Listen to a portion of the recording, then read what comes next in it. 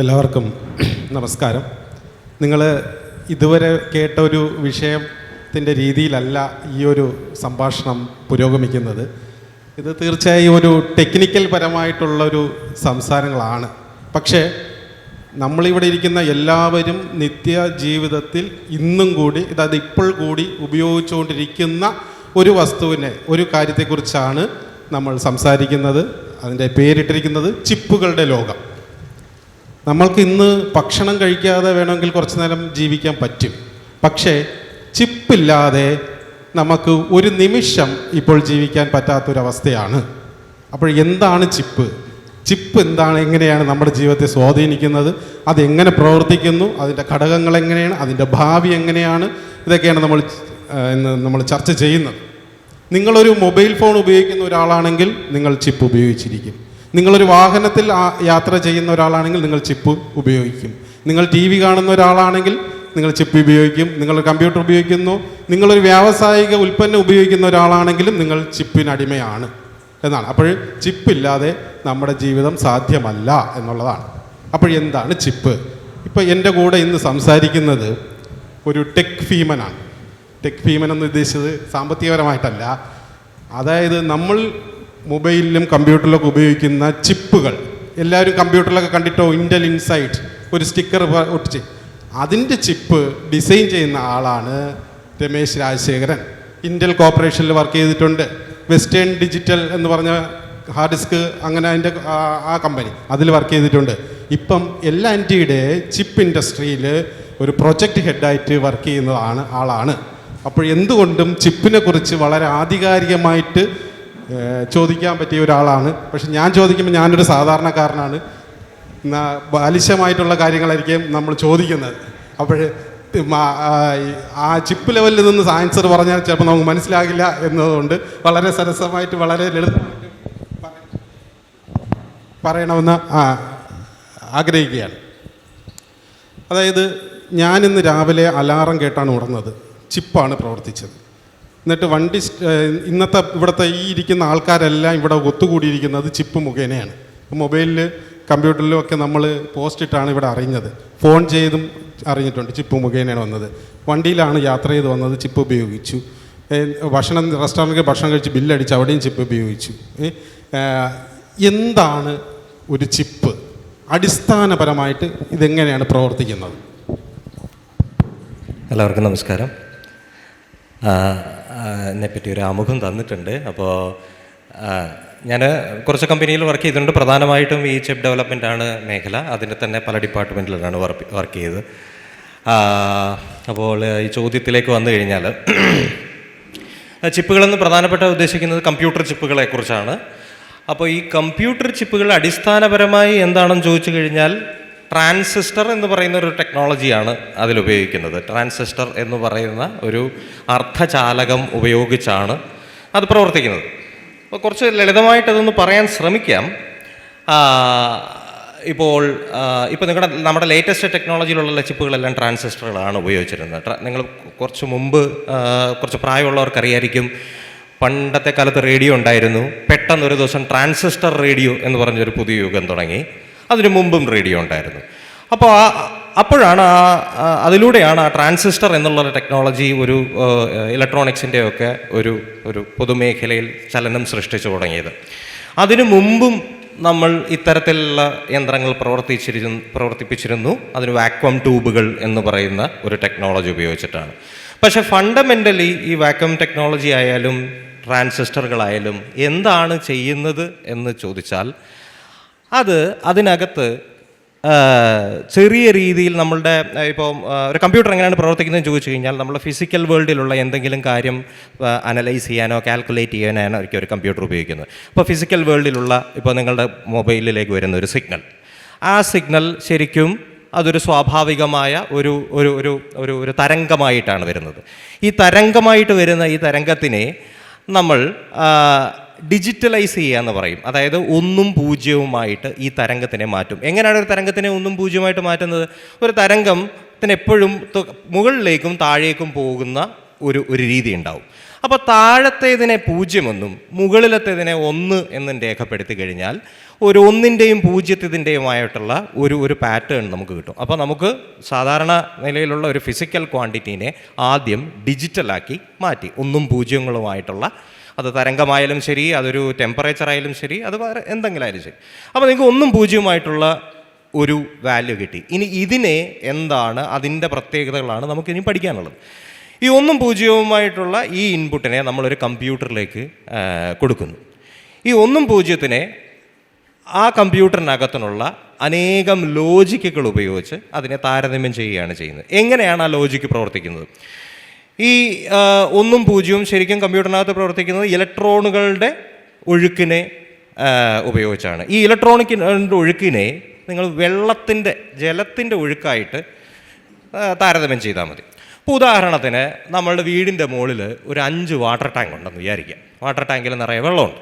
നിങ്ങൾക്കൊരു 10 പൂന്തോട്ടം ഉണ്ടെന്ന് വിചാരിക്കാം. ഈ വാട്ടർ ടാങ്കിൽ നിന്ന് 10 പൂന്തോട്ടത്തിലേക്ക് 10 ടാപ്പുകളുണ്ട്. പക്ഷേ ഞാനിത് നേരിട്ട് ഓരോന്നിനും ഓരോ പൈപ്പ് വെച്ചല്ല കണക്ട് ചെയ്തേക്കുന്നത്. ഞാൻ അതിനിടയ്ക്ക് ആ വാട്ടർ ടാങ്കിൽ നിന്ന് ടാപ്പിലേക്കുള്ള അതിനിടയ്ക്കുള്ള ഈ പൈപ്പുകളെ പല വാൽവുകൾ വെച്ച് കണക്ട് ചെയ്തു എന്ന് വിചാരിക്കുക. അതും നേരിട്ടുള്ള പൈപ്പിൽ ഒരു വാൽവല്ല, പലതരത്തിലുള്ള വാൽവുകൾ. അതായത് Y എന്നുള്ള ആകൃതിയിലുള്ള വാൽവ്, X എന്നുള്ള ആകൃതിയിലുള്ള വാൽവ്. അതായത് ഒരു പൈപ്പിൽ നിന്ന് 2ആയിട്ട് പോകാൻ പറ്റും, അല്ലെ 2 പൈപ്പിലെ വെള്ളം 1ആയിട്ട് വരാൻ പറ്റും. അങ്ങനെ പലതരത്തിലുള്ള വാൽവുകൾ ഫിറ്റ് ചെയ്തു എന്ന് വെക്കുക. എന്നിട്ട് ഞാൻ അവിടെ ഇരുന്നിട്ട്, ഞാനാണല്ലോ അത് ഉണ്ടാക്കിയത്, അപ്പോൾ ഞാൻ അതിനൊരു പാറ്റേൺ എഴുതുന്നു. അതായത് വാൽവ് 2, 3, 4 തിരിച്ചാൽ, ഈ ക്രമത്തിൽ തിരിച്ചാൽ 1ാമത്തെ പൂന്തോട്ടത്തിൽ വെള്ളം കിട്ടും എന്നുള്ളൊരു ഇത്. അങ്ങനെ നിങ്ങൾക്ക് ഒരു പാറ്റേൺ ഉണ്ടാക്കാൻ പറ്റും. എന്നിട്ട് ഞാനൊരു തോട്ടക്കാരനെ വിളിച്ചിട്ട് ഈ പാറ്റേൺ കൊടുത്താൽ അദ്ദേഹം കൃത്യമായിട്ട് ആ വെള്ളത്തിൻ്റെ പൈപ്പുകൾ തിരിച്ച് കൃത്യമായിട്ടുള്ള ആ പൈപ്പുകളിലേക്ക് വെള്ളം വരുത്തിക്കാൻ സാധിക്കും. അപ്പോൾ ഇപ്പോൾ നിങ്ങൾ ഉണ്ടാക്കിയിരിക്കുന്ന ഒരു ലോജിക് സിസ്റ്റമാണ്, വെള്ളത്തിൻ്റെ പൈപ്പുകളും വാൽവുകളും ഉപയോഗിച്ചുള്ള ലോജിക് സിസ്റ്റം. ആ ലോജിക് സിസ്റ്റം എങ്ങനെ വർക്ക് ചെയ്യുന്നു എന്നുള്ളത് നിങ്ങൾ പേപ്പറിൽ തോട്ടക്കാരന് കൊടുത്തിട്ടുണ്ട്. അപ്പോൾ ആ ലോജിക് സിസ്റ്റത്തിനെയാണ് നിങ്ങൾ കമ്പ്യൂട്ടറിനകത്തുള്ള ട്രാൻസിസ്റ്ററുകൾ എന്ന് പറയുന്ന ആ ഒരു വസ്തുവായിട്ട് കണക്കാക്കേണ്ടത്. ആ വാൽവുകൾ എങ്ങനെ പ്രവർത്തിക്കണം എന്നുള്ളതാണ് ഒരു കമ്പ്യൂട്ടർ പ്രോഗ്രാം. അപ്പോൾ ഇതിനകത്ത് നിന്ന് കമ്പ്യൂട്ടറിലേക്ക് വരുമ്പോൾ എന്തുവാണ് വ്യത്യാസം വരുത്തുന്നത് വെച്ച് കഴിഞ്ഞാൽ അവിടെ ഈ കമ്പ്യൂട്ടറിൽ ഒരു തോട്ടക്കാരനെ പ്രത്യേകം നിർത്തുന്നില്ല. ഇതിനകത്തുള്ള കുറച്ച് വെള്ളം തന്നെ ഉപയോഗിച്ചിട്ടാണ് ആ വാൽവുകൾ തിരിക്കുന്നതെന്ന് വെക്കുക. അപ്പോൾ അതൊരു ഫുള്ളി ഓട്ടോമേറ്റഡ് കമ്പ്യൂട്ടിംഗ് സിസ്റ്റമായിട്ട് നിങ്ങൾക്ക് തോന്നും. അതായത് കമ്പ്യൂട്ടറിനകത്ത് കരണ്ടുകളുടെ ഒഴുക്കിനെ നിയന്ത്രിക്കുന്നത് കരണ്ട് കൊണ്ട് തന്നെയാണ് എന്ന് വിചാരിക്കുക. അതാണ് കമ്പ്യൂട്ടറുകൾ പൊതുവായിട്ട് പ്രവർത്തിക്കുന്നത്. ഇനി ഇതിപ്പം ട്രാൻസിസ്റ്ററുകൾ ഇല്ലായിരുന്നെങ്കിൽ മറ്റെന്തെങ്കിലും ടെക്നോളജി വെച്ചിട്ടും ഈ പറഞ്ഞ ഈ വെള്ളം വെച്ചിട്ട് നമുക്കൊരു കമ്പ്യൂട്ടർ ഉണ്ടാക്കാം. പക്ഷേ അതിന് വലിയൊരു ഭീമാകരമായ കുറേ ഡാമുകളും ടാങ്കുകളും പൈപ്പുകളും ഒക്കെ വേണ്ടി വരും. നമുക്കിതൊരു പോക്കറ്റ് ഇട്ട് കൊണ്ടു നടക്കാൻ പറ്റത്തില്ല. അപ്പോൾ ഇതിനെ പോക്കറ്റിലാക്കാനുള്ള തരത്തിൽ ശ്രമിച്ചു തുടങ്ങിയിടത്തു നിന്നാണ് ട്രാൻസിസ്റ്റർ എന്നുള്ള ടെക്നോളജി വികസിച്ചു തുടങ്ങിയത്. എന്താണ് യഥാർത്ഥത്തിൽ ട്രാൻസിസ്റ്റർ എന്ന് പറഞ്ഞാൽ, ഇപ്പോൾ ഒരു ട്രാൻസിസ്റ്റർ ഉണ്ടാക്കാൻ മനുഷ്യർ പലതരത്തിലുള്ള എലമെൻറ്റുകൾ പരീക്ഷിച്ചിട്ടുണ്ടാവും.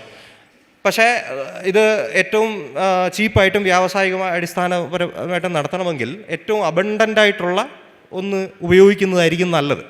അങ്ങനെ നോക്കിക്കഴിഞ്ഞാൽ ഓക്സിജനും ഒക്കെ കഴിഞ്ഞാൽ ഏറ്റവും അബണ്ടൻ്റായിട്ടുള്ള സാധനമാണ് സിലിക്കൺ എന്ന് പറയുന്നത്. നമ്മുടെ ഈ മണൽത്തരികളിൽ കാണപ്പെടുന്ന സിലിക്ക ഇതാണ്. അപ്പോൾ ഇത് ഉപയോഗിക്കാം. ഇതിനെ ഉപയോഗിക്കുമ്പോഴുള്ളൊരു കുഴപ്പമെന്ന് പറഞ്ഞാൽ, ഇതിനെ നേരത്തെ പറഞ്ഞതുപോലെ ഒരു കരണ്ട് പോകുന്ന ഒരു ചാലകവും അതിനൊരു ടാപ്പും ഉണ്ടാക്കുന്ന രീതിയിൽ ഇതിനെ പരുവപ്പെടുത്തണം. അപ്പോൾ അതിന് വേണ്ടിയിട്ട് ചെയ്യുന്നത് വെച്ചാൽ ഈ സിലിക്കണിനെ ആദ്യം നമ്മൾ വേർതിരിച്ചെടുത്തു.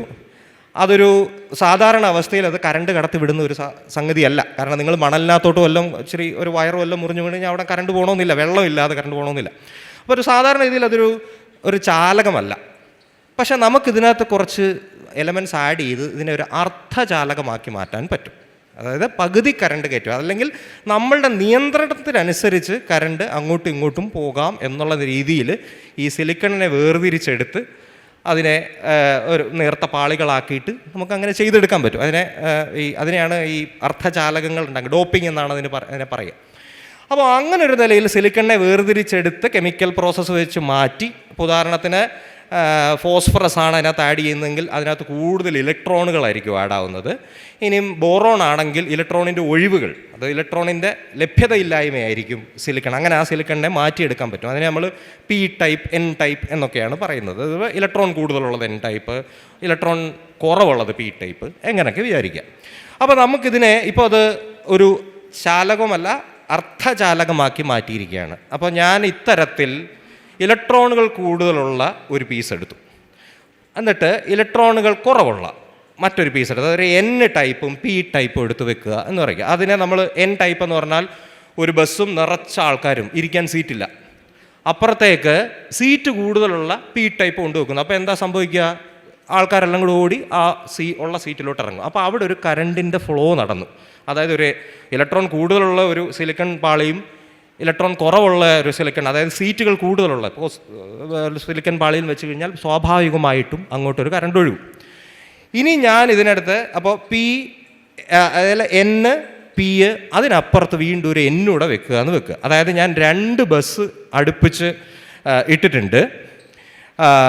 രണ്ടിനകത്തും കുറച്ച് സീറ്റുകളുണ്ട്, കുറച്ച് ആൾക്കാരും ഉണ്ടെന്ന് വെച്ചാൽ, പക്ഷേ രണ്ടും തമ്മിൽ കണക്ട് ചെയ്യുന്നത് ഒരു വാതിൽ വെച്ചിട്ടാണ്. അതായത് ഒരു എന്നും ഒരു എന്നും ഒരു പി എന്നുള്ളൊരു വാതിൽ വെച്ച് കണക്ട് ചെയ്യുന്നു. അപ്പോൾ അതിന് ആവശ്യമുള്ളപ്പോൾ എനിക്ക് തുറക്കാനും അടയ്ക്കാനും പറ്റും. എപ്പോഴെപ്പോൾ ആ വാതിൽ തുറക്കുന്നു ആൾക്കാർ അങ്ങോട്ടും ഇങ്ങോട്ടും പോവും, ആവശ്യമുള്ള സീറ്റുകളിൽ ഇരിക്കും, അടച്ചു കഴിഞ്ഞാൽ പോകത്തില്ല. അങ്ങനെയാണ് നമ്മളൊരു മണ്ണിലിരിക്കുന്ന ഒരു വസ്തുവിനെ എടുത്ത് കെമിക്കൽ ട്രീറ്റ് ചെയ്ത് അതിനെ ഒരു ടാപ്പിൻ്റെ ഫോമിലാക്കി എടുത്തത്. അപ്പോൾ നമുക്കിപ്പോൾ NPN, അതായത് അങ്ങനെയുള്ളപ്പോൾ ഇടയ്ക്കത്തെ ടാപ്പ് തിരിക്കുന്നതിനനുസരിച്ച് അങ്ങോട്ടും ഇങ്ങോട്ടും കറണ്ടിൻ്റെ പ്രവാഹത്തിനെ നമുക്ക് കൺട്രോൾ ചെയ്യാൻ പറ്റും. അങ്ങനെയാണ് നമ്മളൊരു സിലിക്കണിനെ ഒരു സ്വിച്ച് ആക്കി എടുത്തത്, അല്ലെങ്കിൽ ഒരു വാൽവാക്കി എടുത്തത്, ഒരു ടാപ്പാക്കി എടുത്തത്.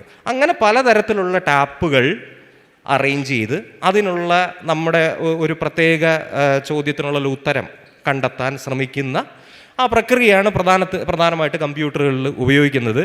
ശരിക്കും കമ്പ്യൂട്ടറിന് 1ഉം 0ഉമേ അറിയത്തുള്ളൂ എന്ന് പറഞ്ഞാലും ലോകത്തിലുള്ള ഏതൊരു പ്രശ്നത്തിനെയും നിങ്ങൾക്ക് 1ലേക്കും 0ലേക്കും കൺവേർട്ട് ചെയ്ത് കൊടുക്കാമെങ്കിൽ ആ കമ്പ്യൂട്ടറിന് അനേകായിരം ട്രാൻസിസ്റ്ററുകൾ ഉപയോഗിച്ച് ഇതിനൊരു സൊല്യൂഷൻ കണ്ടെത്താൻ കഴിയും. അതെന്തുകൊണ്ടാണെന്ന് വെച്ചാൽ കുറേ ഉറുമ്പുകൾ കൂടി ചിലപ്പോൾ ഒരു എലിയെ പൊക്കി എടുത്തുകൊണ്ട് പോകുന്നത് പോലെ ഉള്ളൂ. ഒരു ഉറുമ്പിന് അത് സാധിക്കത്തില്ല. പക്ഷേ ചിലപ്പോൾ ഒരു 1000 ഉറുമ്പ് വന്നാൽ ചിലപ്പോൾ അതിന് അതുപോലെ തന്നെയാണ് കമ്പ്യൂട്ടറിൻ്റെ കാര്യം. അനേകം ട്രാൻസിസ്റ്ററുകൾ, അത് 1ഉം 0ഉം മാത്രമേ വർക്ക് ചെയ്യുന്നുള്ളൂ എങ്കിലും അനേകം ട്രാൻസിസ്റ്റർ, കോടിക്കണക്കിന് ട്രാൻസിസ്റ്ററുകൾ ഒരേ സമയം പ്രവർത്തിക്കുന്നത് കൊണ്ട് നമുക്ക് പെട്ടെന്ന് അതിൻ്റെ ഉത്തരം കിട്ടുന്നു എന്നുള്ളതേ ഉള്ളൂ. മറ്റൊരു തരത്തിലുള്ള കമ്പ്യൂട്ടറുകൾ ഉപയോഗിച്ചാൽ അത് ഒത്തിരി സമയവും സാധ്യതകളും എടുക്കേണ്ടി വന്നേ. അതായത് എനിക്ക് മനസ്സിലായതുപോലെയാണ് നിങ്ങൾക്ക് മനസ്സിലായെന്നറിയില്ല. നമ്മൾ മണ്ണിൽ നിന്നും ഈ സാധനം വേർതിരിക്കുന്നു, ഒരു അർദ്ധചാലകമാക്കി മാറ്റുന്നു. ഇതിനകത്തുള്ളത് ഒരു ഓണും ഒരു ഓഫും അല്ലേ? അതായത് ഒരു സെമി കണ്ടക്ടർ എന്ന് പറഞ്ഞാൽ ഒരു ഡയോഡ് അല്ലേ? ഡയോഡ് എന്ന് പറയുന്നത് ഞാൻ നേരത്തെ പറഞ്ഞ പിയും എന്നും മാത്രമുള്ളതാണ്. PNP അല്ലെ NPN എന്ന് പറയുന്നതാണ് ഒരു ട്രാൻസിസ്റ്റർ. അപ്പോൾ ഞാൻ ഇപ്പം ഒരു കമ്പ്യൂട്ടർ എടുത്തു, എൻ്റെ പേര് അജേഷ് എന്ന് ഞാൻ ടൈപ്പ് ചെയ്യുകയാണ്. അതായത് ഞാൻ അജേഷ് എന്ന് ടൈപ്പ് ചെയ്യണമെങ്കിൽ ഇതിനകത്തുള്ള ഈ പറയുന്ന സെമി കണ്ടക്ടേഴ്സ് എന്തൊക്കെ പ്രവർത്തനം നടത്തിയാലല്ലേ എൻ്റെ മോണിറ്ററിൽ അജേഷ് എന്ന് പറഞ്ഞ് വരത്തുള്ളൂ അല്ലേ? ഏതോ കുറേ ട്രാൻസിസ്റ്ററുകൾ ഓണാകണം, ഏതോ കുറേ ട്രാൻസിസ്റ്ററുകൾ ഓഫ് ആകണം, എങ്കിൽ മാത്രമേ അല്ലേ? അതെങ്ങനെയായിരിക്കും? കാര്യം നമ്മൾക്കൊരു ഓപ്പറേറ്റിംഗ് സിസ്റ്റത്തിലോട്ട് വന്നു കഴിഞ്ഞാൽ ഇപ്പം വിൻഡോസ് ഓപ്പറേറ്റിംഗ് സിസ്റ്റം തന്നെ എടുത്തു കഴിഞ്ഞാൽ അതിനകത്ത് സോഫ്റ്റ്വെയറുകളുണ്ട്, പല രീതിയിലുള്ള ഇപ്പം പ്രീമിയർ, ഫോട്ടോഷോപ്പൊക്കെ ഉണ്ട്. ഇതെങ്ങനെയാണ് പ്രവർത്തിക്കുന്നത്? അതായത് എവിടെയാണ് ഈ ചിപ്പുകളുടെ പ്രവർത്തനം അടിസ്ഥാനപരമായിട്ട് നമ്മൾ സ്റ്റാർട്ട് ചെയ്യുന്നത്? അത് ഓപ്പറേറ്റിംഗ് സിസ്റ്റത്തിലാണോ അതോ ഇങ്ങനെ പ്രോഗ്രാമിലാണോ? രണ്ടും കൂടി കമ്പൈൻ ചെയ്ത് എങ്ങനെയാണ് ഇത് പ്രവർത്തിക്കുന്നതെന്നൊന്ന് പറയാം. അതെ, അപ്പോൾ ഇതിനെക്കുറിച്ച് പറയുമ്പോഴെന്ന് പറഞ്ഞാൽ നമ്മളിപ്പോൾ മൈക്രോ ചിപ്പ് പലതരത്തിലുള്ള പല കോംപ്ലക്സിറ്റിയിലുള്ള മൈക്രോ ചിപ്പുകളുണ്ട്. പക്ഷേ മൈക്രോ ചിപ്പുകളിനകത്തുള്ള നേരത്തെ പറഞ്ഞ ട്രാൻസിസ്റ്ററുകളുടെ വലിപ്പം എന്ന് പറഞ്ഞാൽ ഇപ്പോഴുള്ള ലേറ്റസ്റ്റ് ടെക്നോളജി വെച്ചിട്ട് ഏകദേശം ഒരു 2 നാനോമീറ്റർ 3 നാനോമീറ്റർ എന്ന് വെച്ച് കഴിഞ്ഞാൽ ഒരു കൊറോണ വൈറസിനേക്കാളൊക്കെ വളരെ ചെറിയ രീതിയിലാണ് ഒരു ട്രാൻസിസ്റ്ററിൻ്റെ വലിപ്പം. അപ്പോൾ നിങ്ങളൊരു മുട്ടുസൂചിയുടെ അറ്റം എടുത്തു കഴിഞ്ഞാൽ അതിലൊരു ഏകദേശം ചിലപ്പോൾ ഒരു 10 കോടി ട്രാൻസിസ്റ്ററുകൾ ചിലപ്പം അതിനകത്ത് തന്നെ നമുക്ക് ഉൾക്കൊള്ളിക്കാൻ പറ്റും. അങ്ങനെയുള്ള ടെക്നോളജി വളർത്തിയെടുത്തത് കൊണ്ടാണ് നമ്മൾ ഇത്തരത്തിലുള്ള കമ്പ്യൂട്ടിംഗ് ടെക്നോളജിയിൽ ഇപ്പോൾ എത്തി നിൽക്കുന്നത്. ഒരു മൊബൈലിലുള്ള ചിപ്സെറ്റ് എന്ന് പറഞ്ഞാൽ ഭയങ്കര കോംപ്ലക്സാണ്. ഇനി ചോദ്യത്തിലേക്ക് വന്നു കഴിഞ്ഞാൽ എങ്ങനെയാണ് ഈ എല്ലാ കാര്യങ്ങളും ചെയ്യുന്നതെന്ന് വെച്ച് കഴിഞ്ഞാൽ ഞാൻ നേരത്തെ പറഞ്ഞ പോലെ കുറച്ച് ട്രാൻസിസ്റ്ററുകൾ നിരത്തി വെച്ച് കഴിഞ്ഞാൽ അതിൽ ഒന്നും നടക്കില്ല. പക്ഷേ നമ്മൾ ഒരു ഒരു ഒരു ഒരു നഗരത്തിൻ്റെ പ്രവർത്തനം എടുക്കുകയാണെന്ന് വെച്ച് കഴിഞ്ഞാൽ, ഒരു ചിപ്പ് എന്ന് പറഞ്ഞു കഴിഞ്ഞാൽ ഒരു വലിയൊരു നഗരം, എല്ലാ തരത്തിലുള്ള റോഡുകളും ഗതാഗതങ്ങളും വണ്ടികളും ഉദ്യോഗസ്ഥരും ഓരോ ഭരണ സംവിധാനങ്ങളും ഓരോ ഭരണ സംവിധാനത്തിലുള്ള ഭരണഘടനകളും എല്ലാം കൂടി ഉൾപ്പെടുന്ന ഒരു നഗരമാണ് ഒരു ചിപ്പ് എന്ന് വിചാരിക്കുക.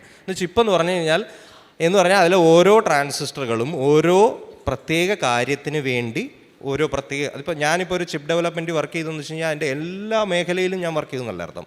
ഞാനിപ്പോൾ കുറച്ച് വർഷം അതിൻ്റെ മെമ്മറി, അതിൻ്റെ സ്റ്റോറേജിൽ മാത്രമായിരുന്നു വർക്ക് ചെയ്യുന്നത്. എങ്കിലും ചിപ്പിൻ്റെ ബാക്കി എല്ലാ കാര്യങ്ങളും നമ്മുടെ ഉണ്ടാവും. അത് ഇപ്പോൾ വർക്ക് ചെയ്തുകൊണ്ടിരുന്ന അതിൻ്റെ പ്രോസസ്സിങ് ഭാഗത്തിലാണ്. അപ്പോൾ അതുപോലെ പല പല പല പല ഡിപ്പാർട്ട്മെൻറ്റുകൾ ഉണ്ടാവും ഒരു കോംപ്ലക്സ് ചിപ്പിൽ. ഇനി ഈ ഡിപ്പാർട്ട്മെൻറ്റുകൾ തമ്മിൽ, അല്ലെങ്കിൽ ഈ ഓരോ ഭരണ സംവിധാനം, അതായത് ഈ പറഞ്ഞൊരു പോലീസ് സ്റ്റേഷൻ ഉണ്ടാവും, എല്ലാ കാര്യങ്ങളും നിയമപരമായിട്ട് ആ നഗരത്തിൽ ചെക്ക് ചെയ്യാൻ, അതേപോലെ ഒരു ട്രാൻസ്പോർട്ട് സംവിധാനം ഉണ്ടാവും, അല്ലെങ്കിൽ ഒരു അത്തരത്തിലുള്ള സംവിധാനം. അപ്പോൾ ഇതുപോലെ ചിപ്പിനകത്തും ഓരോ ഓരോ ഓരോ ലോജിക്കുകളുണ്ട്. ഇപ്പോൾ അജേഷൻ്റെ പേര് ഒരു കമ്പ്യൂട്ടറിലേക്ക് അടിക്കുമ്പോൾ എന്ന് പറഞ്ഞാൽ, ഈ ബേസിക് ആയിട്ടുള്ള മനുഷ്യരിൽ നിന്ന് ഇൻപുട്ടും ഔട്ട്പുട്ടും, അതായത് നമ്മൾ കൊടുക്കുന്ന കാര്യങ്ങൾ സ്വീകരിക്കുന്ന അതൊരു ഇൻപുട്ട് ഔട്ട്പുട്ട് മേഖലയുണ്ട്. അതായിരിക്കും ആദ്യം അതെടുക്കുക. അപ്പോൾ ഒരു കീബോർഡിൽ നിന്നുള്ള ഏത് കീ ആണെന്ന് ആദ്യം അത് കീബോർഡിൽ നിന്ന് അത് ഡിറ്റക്ട് ചെയ്യും. എന്നിട്ട് നേരത്തെ പറഞ്ഞ പോലെ ആദ്യം കമ്പ്യൂട്ടർ ചെയ്യുന്ന പറഞ്ഞാൽ ഇതിനെ ഉടനടി അതായത് ബിറ്റുകളാക്കി മാറ്റുക എന്നുള്ളത്. അപ്പോൾ എ എന്ന് പറഞ്ഞാൽ ശരിക്കും പറഞ്ഞാൽ കമ്പ്യൂട്ടർ ഭാഷയിൽ ഞങ്ങൾക്കത് 1010 ആണ്. ഒരു എ എന്ന് പറഞ്ഞു കഴിഞ്ഞാൽ അങ്ങനെയാണ് അതിനെ കണക്കാക്കുന്നത്. അത് വിശദമായിട്ട് വേണേൽ പറഞ്ഞു തരാൻ പറ്റും, വളരെ സിമ്പിളാണ് അത് പറയാൻ. പക്ഷേ അത് ഞങ്ങളെ സംബന്ധിച്ചിടത്തോളം 1010 ആണ്. 5 എന്ന് പറഞ്ഞാൽ 0101 ആണ്. ഇത് വളരെ പെട്ടെന്ന് കണക്ക് കൂട്ടാവുന്നതേ ഉള്ളൂ. അതായത് നമ്മൾ ഉപയോഗിക്കുന്നത് ബേസ് നമ്പർ 10 ആണ്. അതായത് 0 തൊട്ട് 9 വരെയുള്ള ഡെസിമൽ സിസ്റ്റമാണ്. അതുകൊണ്ടാണ് നമ്മൾ എല്ലാ നമ്പറുകളും ഉപയോഗിക്കുന്നത്. പക്ഷേ നമുക്ക് 5 നമ്പറേ ഉണ്ടായിരുന്നുള്ളൂ എന്ന് വെക്കുക, അതായത് 0 തൊട്ട് 5 വരെ ഉണ്ടായിരുന്നുള്ളൂ എന്ന് വെക്കുക. അപ്പോൾ നമ്മൾ എങ്ങനെ എണ്ണിയേനെ? 0, 1, 2, 3, 4, 5. അത് കഴിഞ്ഞ് നമ്മൾ 10 എണ്ണിയേനെ. അത് കഴിഞ്ഞാൽ ഏറ്റവും അടുത്ത സംഖ്യ എന്ന് പറഞ്ഞാൽ 5 കഴിഞ്ഞാൽ പിന്നെ അടുത്ത വലിയ സംഖ്യ 1, 0 ആണ്. പിന്നെ 11, 12, 13, 14, 15, അത് ഇനി 20. അതുപോലെ തന്നെ കമ്പ്യൂട്ടറിന് ഇത്രയും വലിയ സംഖ്യകൾ ട്രാൻസിസ്റ്ററുകളെ കൊണ്ട് ബേസിക്കായിട്ട് ഹാൻഡിൽ ചെയ്യാൻ പറ്റാത്തതുകൊണ്ട് ഈ ഓണും ഓഫും മാത്രമേ ഉള്ളൂ. അപ്പോൾ ഈ ബേസ് 10 എന്നുള്ള നമ്പർ സിസ്റ്റത്തിനെ നമ്മൾ ബേസ് 2 ആക്കി എന്നുള്ളതേ ഉള്ളൂ. അപ്പോൾ അതുകൊണ്ട് കമ്പ്യൂട്ടറിൽ നമ്മൾ 0-ന് 0 എണ്ണും, 1-ന് 1 എണ്ണും, 2-ന് 10 എണ്ണും. കാരണം 0, 1 വെച്ചിട്ട് അടുത്ത വലിയ സംഖ്യ ഉണ്ടാക്കുന്നത് 10 ആണ്. അടുത്ത 11 എണ്ണും, അത് കഴിഞ്ഞാൽ 100 എണ്ണും. 11 കഴിഞ്ഞാൽ 1, 0, 1, 0, 0 ആണ്. അങ്ങനെയാണ് ഞാൻ പറഞ്ഞത്. അതുപോലെ നമ്മൾ റെപ്രസെൻറ്റ് ചെയ്ത് തുടങ്ങിക്കഴിഞ്ഞാൽ എയ്ക്ക് ഒരു പ്രത്യേക സംഖ്യ ഉണ്ടാക്കുക, എല്ലാത്തിനും റെപ്രസെൻറ്റ് ചെയ്യാം. പിന്നെ ആ ഡിറ്റക്റ്റ് ചെയ്ത എ നമ്മൾ അടുത്തിന് ഒരു എന്താണ് അജേഷ് അന്ന് പ്രിൻ്റ് ചെയ്യുകയാണ് വരേണ്ടത്, അല്ലെങ്കിൽ അതൊരു പ്രിൻ്ററിലോട്ട് പോവുകയാണ്, വേറെ എന്തെങ്കിലും ചെയ്യുകയാണെങ്കിൽ അതിനനുസരിച്ചുള്ള ഈ വലിയ നഗരത്തിലെ അടുത്ത ഡിപ്പാർട്ട്മെൻറ്റിലേക്ക് ഈ വിവരം എത്തും. അതവർ പ്രോസസ്സ് ചെയ്യും, അടുത്ത ഡിപ്പാർട്ട്മെൻറ്റിലേക്ക് എത്തും. അത് പ്രിൻ്ററിൽ പോകണമെങ്കിൽ പ്രിൻ്ററിൽ പോവും, അല്ലെങ്കിൽ ഇമെയിലായിട്ട് പോകണമെങ്കിൽ ഇമെയിലായിട്ട് പോവും. അങ്ങനെ വിവിധ തരത്തിലുള്ള ഒരു ട്രാൻസിസ്റ്ററുകളുടെ വലിയൊരു ഗ്രൂപ്പുകൾ ചേർന്നിരുന്ന് മൊത്തത്തിൽ പ്രവർത്തിക്കുമ്പോഴാണ് ഒരു കമ്പ്യൂട്ടർ ആ നിലയിൽ പ്രവർത്തിക്കുന്നത്. നമ്മൾ ഈ പ്രോസസ്സറിലൊക്കെ i3 എന്ന് പറയുന്നുണ്ട്, i5 എന്ന് പറയുന്നുണ്ട്, i7 പറയുന്നുണ്ട്. ഇതെന്താണ് ഈ i7? ഇതൊക്കെ അതിനൊക്കെ പ്രത്യേകിച്ച് എന്തെങ്കിലും അതിനകത്ത് കാര്യമുണ്ടായിട്ടാണ് i7 എന്നൊക്കെ പറയുന്നത്? അത് ട്രാൻസിസ്റ്ററുകളുടെ എണ്ണം കൂടുന്നതിനനുസരിച്ചാണോ? അതെന്തായിരിക്കും അതിൻ്റെ? പിന്നെ അതേപോലെ തന്നെ ഈ ക്ലോക്ക് സ്പീഡ്, ഇതൊക്കെ ഈ പറയുന്ന ട്രാൻസിസ്റ്ററുമായിട്ട് എന്തെങ്കിലും ബന്ധമുണ്ടോ എന്നുള്ളത്? തൊട്ട് മുമ്പുള്ളൊരു ചോദ്യത്തിൽ ലാസ്റ്റിൽ ഒരു പോയിന്റ് കൂടെ പറഞ്ഞിട്ട് അതങ്ങ് തീർക്കാം. അതായത് ഈ നഗരത്തിലുള്ള, ഇങ്ങനെയാണ് ആ നഗരം പ്രവർത്തിക്കുന്നത് പറഞ്ഞാൽ, നഗരത്തിലുള്ള ആ ബിൽഡിങ്ങുകളും ആ ട്രാൻസ്പോർട്ട് മെക്കാനിസവും ഒക്കെയാണ് അതിനകത്തെ ട്രാൻസിസ്റ്ററുകളും ട്രാൻസിസ്റ്ററുകൾ തമ്മിലുള്ള കണക്ഷനും ഒക്കെ. ഈ നഗരം എങ്ങനെ പ്രവർത്തിക്കണമെന്ന് ഒരു ഭരണഘടനയോ അല്ലെങ്കിൽ ഒരു കുറച്ച് പ്രവർത്തിക്കാനുള്ള ആൾക്കാരോ അവരുടെ ലോജിക്കോ ഉണ്ടാവുമല്ലോ, അതായിരിക്കും അതിനകത്തെ പ്രോഗ്രാം എന്ന് പറയുന്നത്. ഇതിനെ എല്ലാം കൂടെ മാനേജ് ചെയ്യാൻ ഒരു എന്താ പറയുക, ഒരു മേയർ ഉണ്ടാവാം, അങ്ങനെയുള്ള ആൾക്കാരൊക്കെ ഉണ്ടാവാം. അപ്പം ആ ഒരു മേയറിൻ്റെ രീതികളെ അല്ലെങ്കിൽ അതിൻ്റെ എന്താ പറയുക, അതിൻ്റെ നിബന്ധനകളെയൊക്കെ ഓപ്പറേറ്റിംഗ് സിസ്റ്റം എന്ന് വേണമെങ്കിൽ പറയാം. അല്ലെങ്കിൽ മറ്റൊരു രീതിയിൽ പറഞ്ഞു കഴിഞ്ഞാൽ, ഓപ്പറേറ്റിംഗ് സിസ്റ്റം എന്ന് പറഞ്ഞു കഴിഞ്ഞാൽ ഒരു ഫുട്ബോൾ ഗ്രൗണ്ട് ആണെന്ന് വെക്കുക. ആ ഫുട്ബോൾ ഗ്രൗണ്ടിൽ നിങ്ങൾക്ക് ഒരു കളിക്കാരെ കൊണ്ട് ഫുട്ബോൾ കളിക്കണമെങ്കിൽ ആദ്യം ഒരു ഫുട്ബോൾ ഗ്രൗണ്ട് വേണം. അപ്പോൾ ആ ഫുട്ബോൾ ഗ്രൗണ്ടാണ് ഓപ്പറേറ്റിംഗ് സിസ്റ്റം എന്ന് വെക്കുക. ആ ഫുട്ബോൾ ഗ്രൗണ്ടിൽ നമുക്ക് വേണേൽ ഫുട്ബോൾ കളിക്കാം, ക്രിക്കറ്റ് കളിക്കാം, വേറെ എന്ത് വേണേലും കളിക്കാം. പക്ഷേ നിങ്ങൾ ഉപയോഗിക്കുന്ന എല്ലാ ആപ്ലിക്കേഷൻ്റെയും ഒരു എന്താ പറയുക, ഒരു തറയാണ്, ഒരു ബേസ് ഗ്രൗണ്ടാണ് ഓപ്പറേറ്റിംഗ് സിസ്റ്റം എന്ന് വേണമെങ്കിൽ പറയാം. ഇനി രണ്ടാമത്തെ ഇതിലേക്ക് വന്നു കഴിഞ്ഞാൽ ഒന്നുകൂടെ ഒന്ന് പറയാമോ ചോദ്യം? i3 i7 അതായത് ഈ ചിപ്പ് ടെക്നോളജിയിൽ പ്രധാനമായിട്ട് നമ്മൾ ട്രാൻസിസ്റ്റർ പണ്ടേ കണ്ടുപിടിച്ചതാണ്. പക്ഷേ അന്ന് ഈ പറഞ്ഞ പോലെ ട്രാൻസിസ്റ്ററിന് ഒരു ഇത്രയും വലിപ്പം ഉണ്ടായിരുന്നു ട്രാൻസിസ്റ്ററിന്. പിന്നെ ഈ ട്രാൻസിസ്റ്റർ ടെക്നോളജിയിലൂടെ കമ്പ്യൂട്ടറിൻ്റെ പ്രോസസ്സിംഗ് പവർ നമ്മൾ കൂട്ടിയത് എന്ന് ചോദിച്ചു കഴിഞ്ഞാൽ ഈ ട്രാൻസിസ്റ്ററിനെ ഫണ്ടമെൻ്റലി നമ്മൾ മാറ്റിയൊന്നുമില്ല. അതിപ്പോഴും ഈ പറഞ്ഞ പോലെ NPN അല്ലെ PNP എന്നുള്ള വാൽവുകളായിരിക്കും. പക്ഷേ ഇതിൻ്റെ വലിപ്പം കുറയ്ക്കാൻ നോക്കി.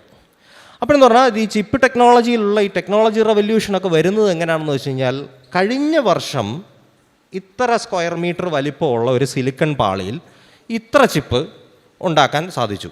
ഇനി അടുത്ത വർഷം അതേ വലിപ്പം കൂട്ടാതെ അതേ വലിപ്പത്തിൽ എത്ര മടങ്ങ് കൂടുതൽ ചിപ്പുകൾ, ട്രാൻസിസ്റ്ററുകൾ വെക്കാൻ സാധിക്കും എന്നുള്ളതിൻ്റെ ഒരു റിസർച്ചാണ് ഈ ചിപ്പ് ഇതിൽ നടക്കുന്നത്.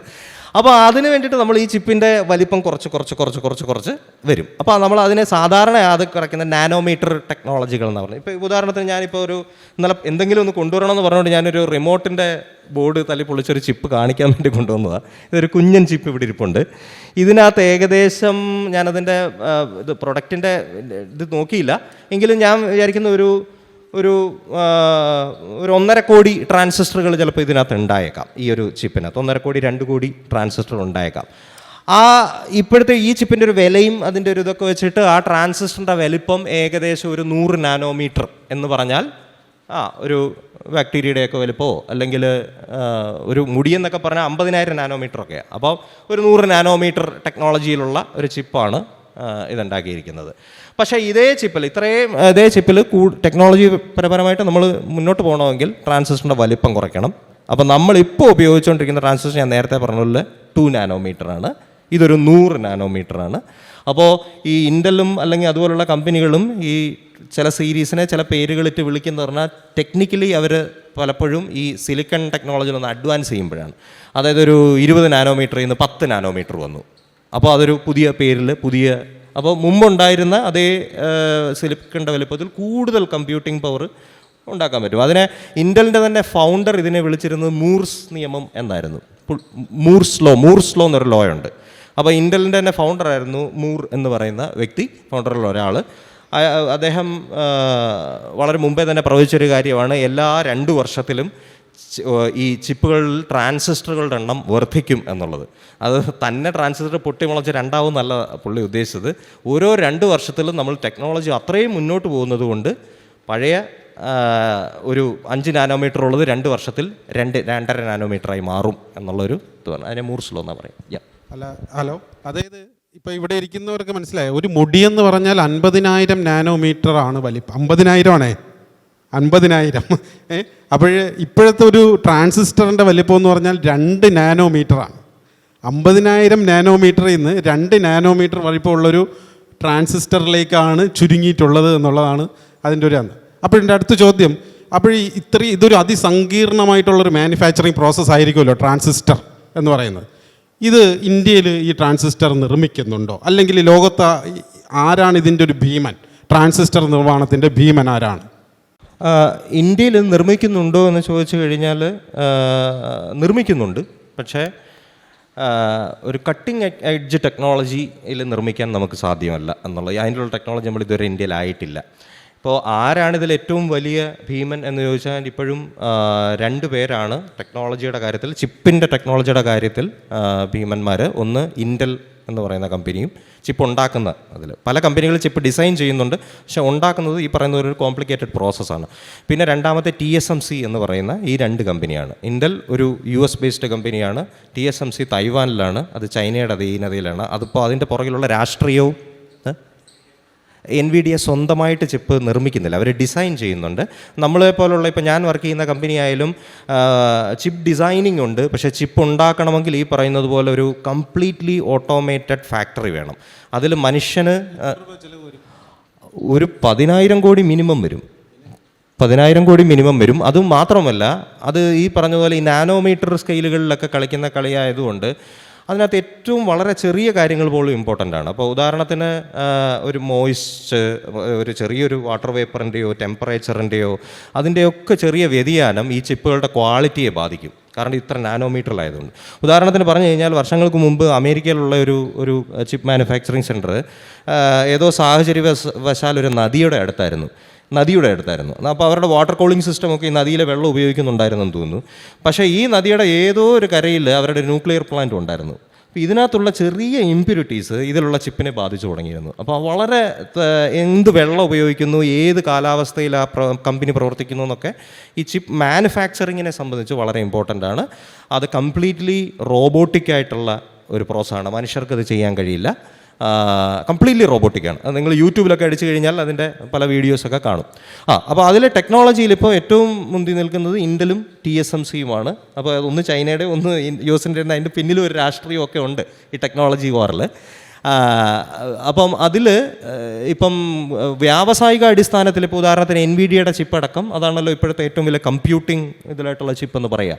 അപ്പോൾ അത് TSMC ആണ് നിർമ്മിക്കുന്നത്. ഇൻ്റലിന് ഈ ചിപ്പ് യാത്രയിൽ കഴിഞ്ഞ ഒരു 4 വർഷത്തിനിടയ്ക്ക് ഒന്ന് കാലിടറി പുതിയ ടെക്നോളജി കൊണ്ടുവരാൻ അവർക്കൊരു സമയമെടുത്തു. അതുകൊണ്ട് ഇൻ്റൽ ഇപ്പോൾ ഇച്ചിരി ഒന്ന് പുറകിലാണെന്ന് വേണമെങ്കിൽ പറയാം. ഇവർക്കാണ് ലോകത്തിലെ ഏറ്റവും കട്ടിംഗ് എഡ്ജ് ടെക്നോളജിയിൽ ചിപ്പ് നിർമ്മിക്കാനുള്ള കഴിവ്, ചിപ്പ് ഡിസൈൻ ചെയ്യാനുള്ള കഴിവ് പലർക്കും ഉണ്ട്. ചിപ്പ് നിർമ്മിച്ച് ഈ പറയുന്ന ഫോമിലാക്കാൻ, ഈ പാക്കേജിങ്ങിൽ ആക്കാനുള്ള ഫാക്ടറി, കട്ടിംഗ് എഡ്ജ് ടെക്നോളജി ഉള്ളത് ഇവർക്ക് 2 പേർക്കാണ്.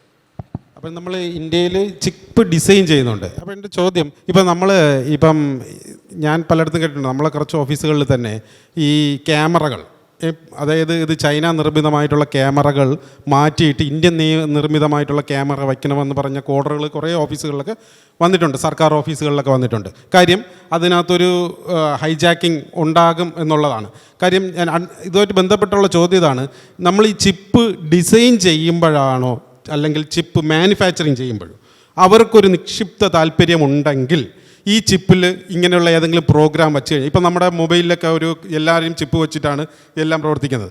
ഈ ചിപ്പ് ഡിസൈൻ ചെയ്യുന്ന ആളിനോ ചിപ്പ് മാനുഫാക്ചറിങ് ചെയ്യുന്ന ആളിനോ ഒരു മോശമായിട്ടുള്ളൊരു ചിന്താഗതി ഉണ്ടായിക്കഴിഞ്ഞാൽ അവർക്ക് നിയന്ത്രിക്കാൻ പറ്റുന്ന ഏതെങ്കിലും ഒരു പ്രോഗ്രാമോ ഡിസൈനിങ്ങോ നമുക്ക് ഈ ചിപ്പിൽ ഉൾക്കൊള്ളിക്കാൻ പറ്റുമോ? കാര്യമെന്ന് പറഞ്ഞാൽ, ഇസ്രായേൽ ഇതേപോലെ പേജർ നിർമ്മിച്ച് കൊടുത്തിട്ട് പേജർ എക്സ്പ്ലോഡ് ചെയ്ത് കുറേ ഭീകരരെ കൊന്നു എന്നുള്ളതൊക്കെ നമ്മൾ പറഞ്ഞിട്ടുണ്ട്. അതേപോലെ ഖൊമേനിയുടെ താവളം കണ്ടുപിടിച്ചത് അവിടുത്തെ ട്രാഫിക് ക്യാമറ വയലേറ്റ് അതിൻ്റെ ഹൈജാക്ക് ചെയ്തിട്ടാണെന്ന് അങ്ങനെ പറഞ്ഞു. അതൊക്കെ ഇവരുടെയൊക്കെ എന്തെങ്കിലും ചിപ്പിൻ്റെ സ്വാധീനം കൊണ്ട് അങ്ങനെ ചെയ്യാൻ സാധിക്കുമോ ഭാവിയിൽ എന്നുള്ളതാണ് കാര്യം. നമ്മൾ ഈ മൊബൈലൊക്കെ നമുക്ക് ഇങ്ങനെ ഉപയോഗിക്കുന്നതിൽ എന്തെങ്കിലും പ്രശ്നങ്ങളുണ്ടോ എന്നുള്ളതാണ്.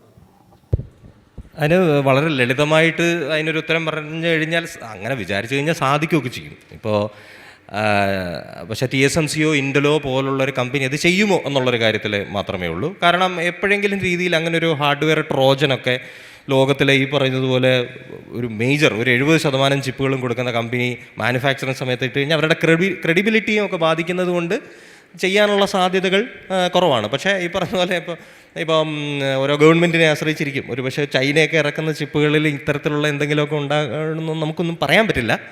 പക്ഷേ ഈ പറഞ്ഞ ഈ ഭീഷണി വളരെ വാലിഡാണ്. അത് ഇപ്പോൾ ഇൻ്റലോ TSMCയോ ചെയ്യാനുള്ള വളരെ സാധ്യത കുറവാണ്. കാരണം എന്ന് വെച്ച് കഴിഞ്ഞാൽ ഇത് വളരെ കോടികളുടെ ബിസിനസ്സാണ്. ഇപ്പോൾ നമ്മളിപ്പോൾ ചിപ്പ് ഡിസൈൻ ചെയ്തു, ഞങ്ങൾ ഈ പറഞ്ഞ പോലെ ഇപ്പോൾ ഞാൻ ചെയ്തുകൊണ്ടിരിക്കുന്നത് ചിപ്പ് ഡിസൈനിങ് ആണ്. അത് ഉണ്ടാക്കണമെങ്കിൽ ഇപ്പോൾ ഇതുപോലെ വേറെ ഇൻ്റലിനെയോ അത് വേറെ ഒരു കമ്പനിയെ അത് ഫാബ്രിക്കേറ്റ് ചെയ്യാൻ ഏൽപ്പിക്കണം. അപ്പോൾ നമ്മൾ ഈ ഡിസൈൻ ചെയ്ത് ഈ ഫാബ്രിക്കേഷൻ ഏൽപ്പിക്കുക എന്ന് പറഞ്ഞു കഴിഞ്ഞാൽ അതൊരു കോടികളുടെ ബിസിനസ്സാണ്. അത് ഈ പറഞ്ഞതുപോലെ നമ്മളൊന്ന് പന്തൽ ബുക്ക് ചെയ്തതുപോലെ ഇന്ന് ബുക്ക് ചെയ്തിട്ട് നാളെ ഡേറ്റ് മാറ്റാനോ അങ്ങനെയൊന്നും പറ്റത്തില്ല. ഒരു ലോകത്തിലുള്ള എല്ലാ കമ്പനികളും ക്യൂ നിൽക്കുന്നിടത്ത് നമ്മളൊരു 6 മാസത്തെ സ്ലോട്ട് വലിയ വില കൊടുത്ത് വാങ്ങിച്ച്, അപ്പോൾ ഒരു പുതിയ ചിപ്പ് കയറുമ്പോഴെന്ന് പറഞ്ഞാൽ ഈ കമ്പനി കംപ്ലീറ്റ് ഒരു 17-18 പ്രോസസ്സുണ്ട്, ഒരു 6 മാസത്തെ. അപ്പോൾ ഈ കമ്പനിയുടെ തന്നെ ഫുള്ള് റോബോട്ടിക് സാധനം ഈ പുതിയ ചിപ്പിനനുസരിച്ച് മാറ്റും. അപ്പോൾ വേറൊന്നും അതിനിടയ്ക്ക് ഓടിക്കാൻ പറ്റത്തില്ല. അപ്പോൾ വളരെ ചിലവ് കൂടിയൊരു സാധനമായിട്ട് നമ്മളൊക്കെ ഈ ഒരു ഡിസൈൻ ടേപ്പ് ഔട്ട് ചെയ്യുക എന്ന് പറയും. എന്നിട്ട് അതിനകത്തോട്ട് നമ്മൾ ഈ ഇത് കൊടുത്തു കഴിയുമ്പോൾ എല്ലാ കാര്യങ്ങളും വളരെ വിശദമായിട്ട് ചെക്ക് ചെയ്യുന്നുണ്ട്. TSMCയോ ഇൻ്റലോ ഒന്നും അങ്ങനെ ഒരു ഹാർഡ്വെയർ ട്രോജൻ ഇട്ട് കഴിഞ്ഞാൽ നമ്മുടെ ചെക്കിങ്ങിൽ അത് പെടും. കാരണം നമ്മൾ ഒരു ട്രാൻസിസ്റ്റർ പോലും ചെക്ക് ചെയ്യാതെ വിടത്തില്ല. അപ്പോൾ ഇത്രയും കോടി ട്രാൻസിസ്റ്റർ ഉണ്ടെങ്കിലും അതിന് കാരണം നമുക്ക് ടൂൾസൊക്കെ ഉണ്ട്. നമ്മൾ മാനുവലി അല്ല ചെയ്യുന്നത്, കമ്പ്യൂട്ടർ ഉപയോഗിച്ച് തന്നെയാണ് ഇതിനെ ചെക്ക് ചെയ്യുന്നത്. അപ്പോൾ അതിനുള്ള സാധ്യത കുറവാണ്. പക്ഷേ ഇതൊരു വളരെ ഇപ്പം ഹിസ്ബുള്ള അറ്റാക്ക് പറഞ്ഞതുപോലെ ഇത്തരത്തിലുള്ള സാധനങ്ങൾ ലോകത്തിൽ പല ഇടത്തും നടക്കുന്നുണ്ട്. എല്ലാ രാജ്യങ്ങൾക്കും നല്ല ഭയമുണ്ട് ഈ പറഞ്ഞതുപോലുള്ള ഒരു പ്രശ്നം നടക്കുമെന്ന്. ഇപ്പോൾ ഉദാഹരണത്തിന് തന്നെ കറക്റ്റായിട്ട് പറഞ്ഞതുപോലെ ഞാനിപ്പോൾ അതിനോട് ബന്ധപ്പെട്ടൊരു പ്രൊജക്റ്റിലും വർക്ക് ചെയ്യുന്നുണ്ട്. നമ്മുടെ ട്രാഫിക് ഈ പറഞ്ഞ പോലെ സർവൈലൻസ് ക്യാമറ ഞാനും പത്രത്തിൽ വായിച്ചു. ഖൊമൈനി വധത്തിൽ അവർ ഇറാനിലെ ട്രാഫിക് ക്യാമറകളും മറ്റ് ക്യാമറകളും ഹൈജാക്ക് ചെയ്ത് അയാളെ ലൊക്കേറ്റ് ചെയ്യാൻ ശ്രമിച്ചു എന്ന് വെച്ച് കഴിഞ്ഞാൽ വേറൊരു രാജ്യത്തിരുന്ന് മറ്റൊരു രാജ്യത്തെ അവിടുത്തെ എല്ലാ ക്യാമറകളും ഹാക്ക് ചെയ്യാന്ന് പറഞ്ഞാൽ, ഉദാഹരണത്തിന് നിങ്ങളുടെ വീട്ടിൽ സർവൈലൻസ് ക്യാമറ ഉണ്ട്, അതുവരെ വേണമെങ്കിൽ അവർക്ക് ഉപയോഗിക്കാം. അത്ര രീതിയിലേക്ക് ടെക്നോളജി വേണേൽ മാറ്റാൻ പറ്റും. അപ്പോൾ അത് സാധ്യമാണ്. അതിന് ഫലപ്രദമായിട്ട് തടയേണ്ടതുണ്ട്. ഇപ്പോൾ ഞാനിപ്പോൾ ഞങ്ങളിപ്പോൾ ഡിസൈൻ ചെയ്തിരിക്കുന്ന ഒരു ചിപ്പ് വളരെ രാജ്യസുരക്ഷയുമായിട്ട് ബന്ധപ്പെട്ടൊരു സാധനമാണ്. അപ്പോൾ അതിനകത്ത് ഇത്തരത്തിലുള്ള ഹാർഡ്വെയർ ട്രോജൻ ഉണ്ടോ എന്ന് ചെയ്യാൻ വേണ്ടി നമ്മൾ അഡീഷണൽ ടെസ്റ്റിങ്ങുകളും മറ്റു കാര്യങ്ങളും ചെയ്യുന്നുണ്ട്. അപ്പോൾ ഇപ്പം നമ്മൾ പറയുന്നുണ്ട് നിലവിലുള്ള ക്യാമറ മാറ്റിയിട്ട് ഇപ്പം എന്താണ് ഹിക് വിഷൻ എന്ന് പറഞ്ഞൊരു ക്യാമറ അത് മാറ്റിയിട്ട് CP+ വയ്ക്കാൻ പറയുന്നത്. ഇപ്പോൾ CP+ ഇന്ത്യൻ മെയ്ഡാണ് എന്ന് പറയുന്നത്. പക്ഷേ അങ്ങനെ മാറ്റിയിട്ട് കാര്യമുണ്ടോ? അല്ല, നമ്മുടെ ഒരു പ്രശ്നം എന്ന് പറഞ്ഞാൽ രണ്ടാമത്തെ മൂന്നാമത്തെ ചോദ്യത്തിന് ഉത്തരം പറഞ്ഞ പോലെ നമുക്ക് ഭയങ്കര ഡിസൈനിങ് ഒക്കെ ഉണ്ട്. പക്ഷേ നമുക്ക് ചിപ്പ് ഉണ്ടാക്കാൻ ഇപ്പോഴും ഇവിടെ ഒരു കറക്റ്റായിട്ടൊരു ഫാക്ടറി ഇല്ല. അപ്പം ഉദാഹരണം ഇപ്പോൾ നമ്മൾ എന്ത് മേക്ക് ഇൻ ഇന്ത്യ ചിപ്പ് എന്ന് പറഞ്ഞാലും ശരിക്കും ചിപ്പ് വരുന്നത് പുറത്തുനിന്നാണ്. നമ്മൾ ഡിസൈൻ ചെയ്ത് അയക്കും, അമേരിക്കയിലോ തായ്വാനിലോ വേറെ എവിടെയോ കൊടുക്കും, അവരത് ഉണ്ടാക്കി പാക്കാക്കി നമുക്ക് തരും. അപ്പോൾ ഇവിടെ തന്നെ ഒരു പക്ഷേ ഇപ്പോൾ CP+ ആയാലും HK വിഷനൊക്കെ ആയാലും അവരുടെ ചിപ്പ് മാനുഫാക്ചറിങ് ഇവിടെ അല്ല, ചൈനീസ് ചിപ്പോ അല്ലെങ്കിൽ ഇങ്ങനെയുള്ള ചിപ്പുകളായിരിക്കും. പക്ഷേ അതിനുള്ള ഡിസൈനിങ് ഇവിടെ തന്നെ ചെയ്തതാവാനുള്ള സാധ്യതയുണ്ട്. കൗതുകത്തിന് വേണ്ടിയിട്ട് ഒരു ചോദ്യം ചോദിക്കട്ടെ. ഈ ഒരു മൊബൈൽ ഫോണിനകത്ത് എത്ര ട്രാൻസിസ്റ്റർ ഉണ്ടാകും?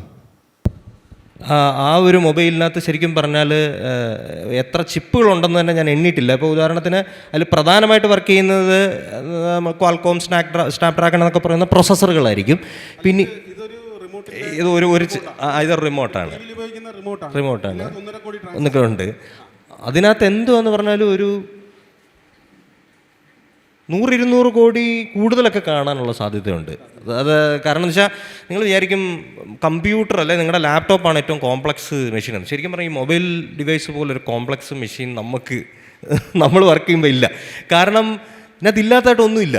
വോയിസ് റെക്കഗ്നീഷന് മറ്റ് സാധനം മറ്റേ ടെമ്പറേച്ചർ റെക്കഗ്നീഷൻ ഇതൊന്നും നമ്മുടെ ലാപ്ടോപ്പിലൊന്നും ആവശ്യമില്ലാത്ത സാധനം. മൊബൈൽ വളരെ കോംപ്ലക്സ് ആയിട്ടുള്ള ഒരു ചിപ്പ് ഡിസൈനിങ് ആണ് മൊബൈലിനകത്ത്.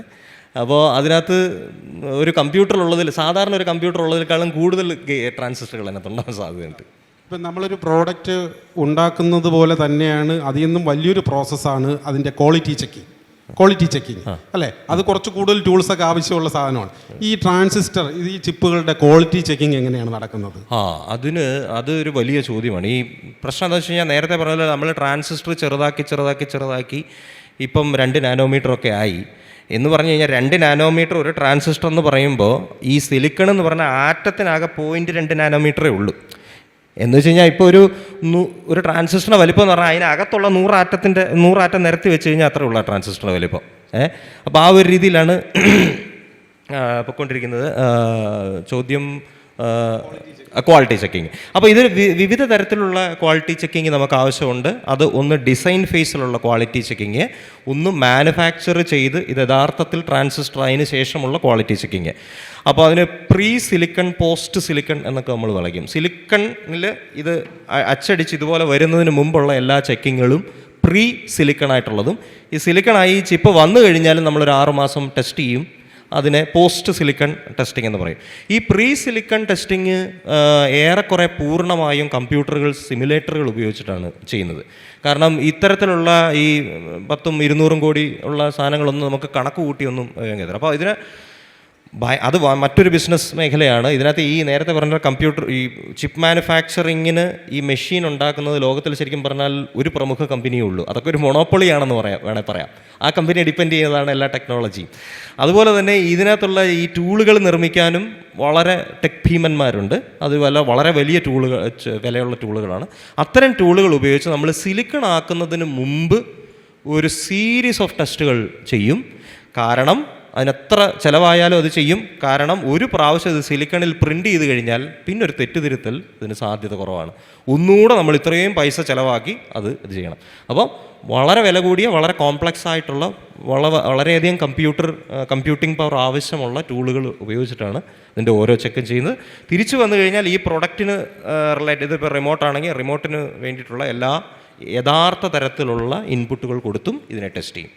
അതിനപ്പോൾ ഒരു മരുന്ന് റിലീസ് ചെയ്യുന്നതിന് മുമ്പ് നമ്മളൊരു ഫീൽഡ് ടെസ്റ്റ് നടത്തുന്നത് പോലെ ഒരു ഫീൽഡ് ടെസ്റ്റ് നടത്തിയിട്ടാണ് നമ്മൾ ഇതും ഇറക്കുന്നത്. അടുത്ത നമ്മൾ ഒരു ചോദ്യം, നമ്മൾ പണ്ട് ട്രാൻസിസ്റ്റർ റേഡിയോ എന്ന് കേട്ടിട്ടുണ്ട്. ട്രാൻസിസ്റ്റർ റേഡിയോ ഇപ്പോൾ ട്രാൻസിസ്റ്റർ റേഡിയോക്ക് മുന്നേ വാക്വമിൽ പ്രവർത്തിക്കുന്നതായിരുന്നു. ഇതെന്താ ഇത് തമ്മിലുള്ള വാക്വവും ട്രാൻസിസ്റ്റർ റേഡിയോയും തമ്മിലുള്ള ഒരു വ്യത്യാസം എന്താണ്? അത് യഥാർത്ഥത്തിൽ ഞാൻ നേരത്തെ പറഞ്ഞ പോലെ നമ്മൾ കമ്പ്യൂട്ടർ പണ്ട് തൊട്ടേ ഉപയോഗിക്കുന്നുണ്ടായിരുന്നു. ഇപ്പോൾ ഈ അബാക്കസ് എന്ന് പറയുന്ന കണക്ക് കൂട്ടാൻ ഉപയോഗിക്കുന്ന പല രീതിയിലുള്ള, അപ്പം നമ്മളിത് എങ്ങനെ ഒരു യന്ത്രമാക്കി എടുക്കാം എന്നുള്ളതിൻ്റെ പല രീതിയിലുള്ള പരീക്ഷണങ്ങൾ പലരും ചെയ്തു. ചിലർ ഈ പറഞ്ഞ പോലെ മണിമുത്തുകൾ ചേർത്ത് അങ്ങനത്തെ കണക്ക് കൂട്ടലുണ്ടാക്കി, ചിലർ വാൽവുകളും വാട്ടർ കമ്പ്യൂട്ടറുകളും അങ്ങനെ പലതരത്തിലുള്ള ടെക്നോളജികളൊക്കെ മനുഷ്യർ ട്രൈ ചെയ്യുന്നുണ്ട്. അതിൻ്റെ കൂട്ടത്തിൽ വന്ന ഒരു അന്നത്തെ ഒരു പ്രമുഖ ടെക്നോളജി ആയിരുന്നു വാക്വം ട്യൂബുകൾ എന്ന് പറഞ്ഞാൽ. ഇതും ഏകദേശം ട്രാൻസിസ്റ്റർ പോലെ തന്നെയാണ് വർക്ക് ചെയ്യുന്നത്. പക്ഷേ ഒരു ട്യൂബ് ഒരു ഗ്ലാസ് ട്യൂബിനകത്തുള്ള എയറെല്ലാം വലിച്ചെടുത്തിട്ട് പിന്നെ അതിനൊരു 2 കാലുകളും ഉണ്ടെന്ന് വെക്കുക. ഈ കാലുകൾ തമ്മിൽ കറണ്ട് കടത്തിവിടുന്നതും കടത്തിവിടാത്ത അവസ്ഥകൾ സൃഷ്ടിക്കുക എന്നുള്ളത്. ഈ നേരത്തെ പറഞ്ഞ പോലെ ഒരു വാൽവ് തിരിക്കുകയോ അടയ്ക്കുകയും ചെയ്യുന്നത് ഈ ഒരു വാക്യൂം ട്യൂബ് കൊണ്ട് ചെയ്തു എന്നുള്ളതാണ്. അതെ. അപ്പം എന്ത് പ്രശ്നം എന്ന് പറഞ്ഞാൽ, അപ്പം ഞാനൊരു ചെറിയ ഒരു ട്രാൻസിസ്റ്ററിന് തത്തുല്യമായ ഒരു വാക്യൂം ട്യൂബ് ഉണ്ടാക്കുമ്പോൾ ഈ പറഞ്ഞ പോലെ അതിനൊരു ഗ്ലാസ് ട്യൂബ് വേണം, 2 കാല് വേണം, അകത്ത് ഒരു പ്രത്യേക ഒന്നിൽ വാക്യൂം ആക്കണം, അല്ലെങ്കിൽ ഒരു വാതകം നിറയ്ക്കണം. എന്തുവാന്ന് പറഞ്ഞാൽ ഇത്രയൊക്കെ ഒരു വലുപ്പം വരത്തില്ലേ. അപ്പോൾ എന്ന് പറഞ്ഞാൽ അത് വെച്ച് നമ്മളിപ്പോൾ ഇപ്പോഴത്തെ രീതിയിലുള്ള ഒരു കമ്പ്യൂട്ടർ ഉണ്ടാക്കണമെങ്കിൽ ഒരുപക്ഷെ കേരള സംസ്ഥാനം മുഴുവൻ വേണ്ടി വരും. അപ്പോൾ അത്രയും വലിപ്പമാണ് പ്രശ്നം. അപ്പോൾ അതിന് വരെ ഈ ട്രാൻസിസ്റ്റർ കണ്ടുപിടിച്ച് കഴിയുമ്പോഴത്തേക്കും നമുക്കിതിനെ ചെറുതാക്കി കൊണ്ടുവരാനും, ഈ ട്രാൻസിസ്റ്ററിൻ്റെ കറണ്ടാണല്ലോ കടത്തി വിടുന്നത്, ഈ കറണ്ട് ഉപയോഗിച്ച് തന്നെ നിയന്ത്രിക്കാനും പറ്റും എന്നുള്ളൊരു ലോജിക്ക് ഉണ്ടായി കഴിയുമ്പോൾ അതായി ടെക്നോളജി. ഇനി അടുത്ത ടെക്നോളജി അങ്ങനെ ആവണമെന്നില്ല. അപ്പോൾ അതാണ് എൻ്റെ അടുത്ത ചോദ്യം. വാക്വത്തിൽ നിന്ന് ട്രാൻസിസ്റ്ററായി, ഇനി ഈ ട്രാൻസിസ്റ്ററിൽ നിന്ന് അടുത്ത് ക്വാണ്ടം കമ്പ്യൂട്ടിംഗ് എന്നുള്ള രീതിയിൽ എത്താൻ സാധ്യതയുണ്ടോ? എന്താണ് അത് തമ്മിലുള്ള വ്യത്യാസം? തമ്മിലുള്ള വ്യത്യാസം എന്ന് പറഞ്ഞാൽ അതിപ്പോൾ ഏത് തരത്തിൽ അതിന് ഉത്തരം തരണമെന്ന് ഞാൻ ആലോചിക്കാം. അതായത് ശരിക്കും പറഞ്ഞാൽ ഞാൻ നേരത്തെ ആദ്യത്തെ ചോദ്യത്തിന് ഉത്തരമായിട്ട് പറഞ്ഞു, നിങ്ങൾക്കിപ്പോൾ പലപ്പോഴും ഒരു കമ്പ്യൂട്ടർ ഉപയോഗിക്കേണ്ടി വരുന്നത് എപ്പോഴാണ്? നിങ്ങളുടെ ഏതെങ്കിലും ഒരു സാഹചര്യത്തിലുള്ള എന്തെങ്കിലും ഒരു വാല്യൂ, അല്ലെങ്കിൽ ഇപ്പോൾ ഒരു AC ഉണ്ടെങ്കിൽ AC-യുടെ ഒരു ടെമ്പറേച്ചർ സെൻസർ, മുറിയിലെ ടെമ്പറേച്ചർ എത്ര ഉണ്ടെന്ന് അത് കണക്ക് കൂട്ടണം. അതിനനുസരിച്ച് AC-യുടെ വേഗത കൂട്ടുകയോ അല്ല തണുപ്പ് കൂട്ടുകയോ കുറയ്ക്കുകയോ ചെയ്യണം. അപ്പോൾ ഒരു ഫിസിക്കൽ വാല്യൂ കണക്ക് കൂട്ടാനാണ് ഇത് ശരിക്കും കമ്പ്യൂട്ടറുകൾ ഉപയോഗിക്കുന്നത്.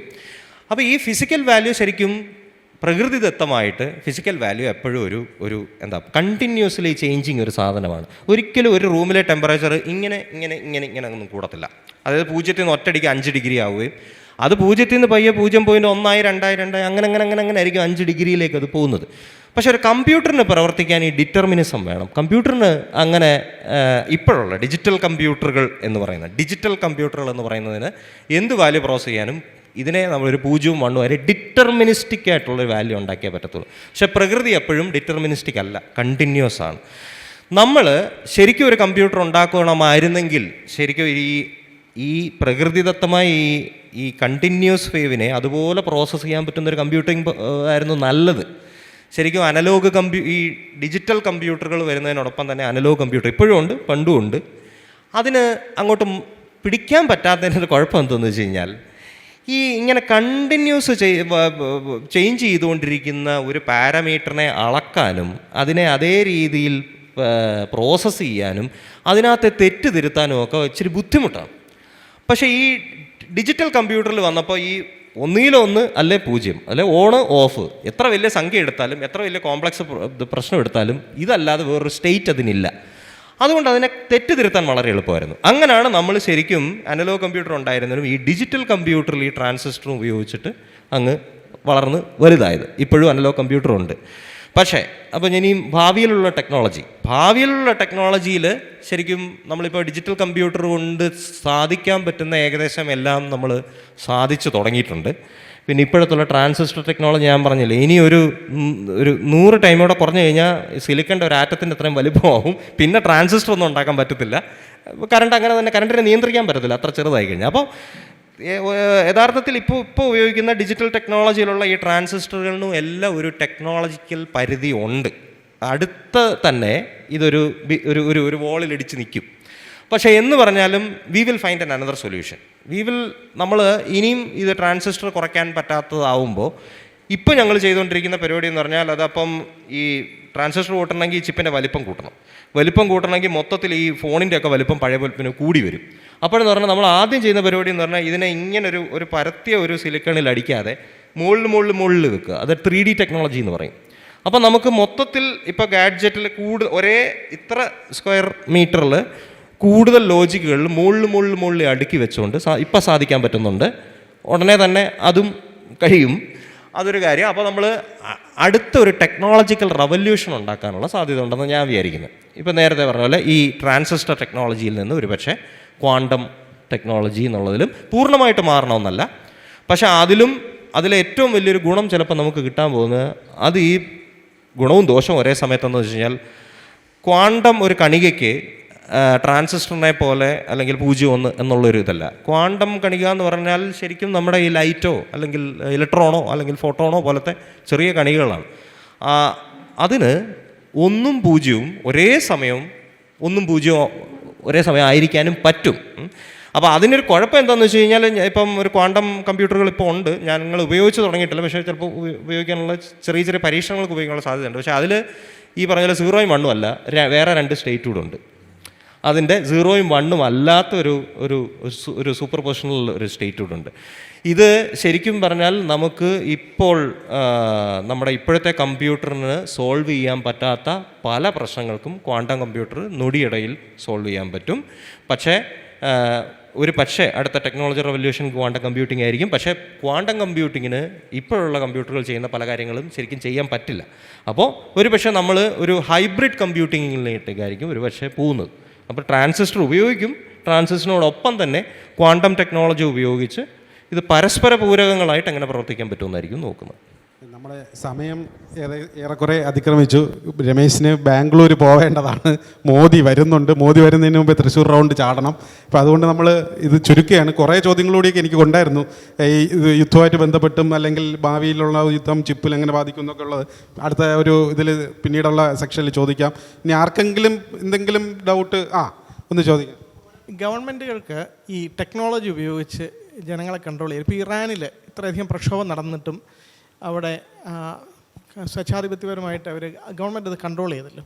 ഇത് സജീവൻ ചേട്ടൻ്റെ ഒരു പോസ്റ്റിൽ നിന്ന് ഞാൻ കണ്ടതാണ്. ഗവൺമെൻറ്റുകൾ ഈ ടെക്നോളജിയെ മിസ്യൂസ് ചെയ്ത് കഴിഞ്ഞാൽ ജനാധിപത്യം അടിച്ചൊതുക്കാൻ കഴിയുന്ന ഒരു അവസ്ഥയുണ്ടോ? അതൊരു ഭീഷണിയാണോ എന്നുള്ളത്.